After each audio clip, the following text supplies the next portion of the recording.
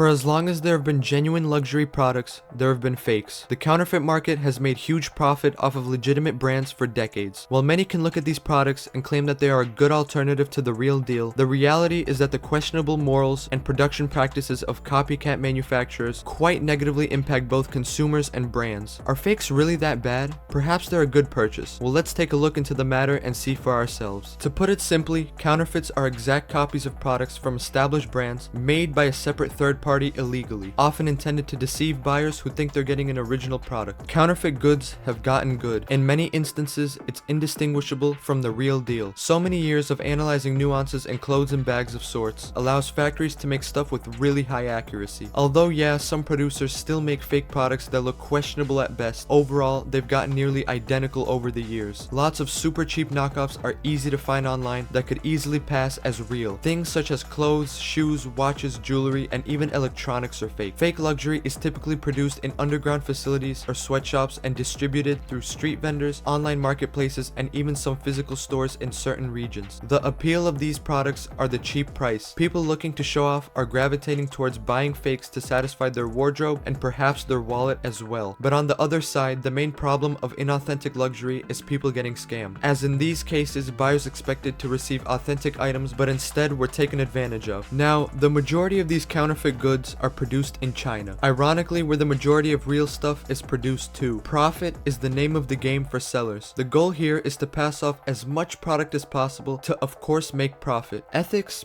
Perhaps out the window depending on who you ask. Who knows how workers of these sweatshops are being treated? Because to be fair, even legitimate brands have been under fire in the past for unfair labor practices. To add to the questionable ethics of counterfeit products, many manufacturers directly benefit criminal organizations who are making money off of them. On top of that, counterfeit goods are also responsible for significant revenue losses to legitimate companies every year, often billions of dollars lost in revenue annually. Some people oddly like to see luxury brands struggle because they feel that it's too expensive and overpriced, but you can't argue that work done by a different brand is and should be illegal to steal, as creative ideas carry significant value and should be protected. Nonetheless, counterfeits are still being produced by the millions every year, and the selection of stuff will only get larger as further advancements are made and restrictions continue to be unenforced strictly enough. The future of knockoffs seems to be an increasingly thriving market, as data shows that 30% of customers accidentally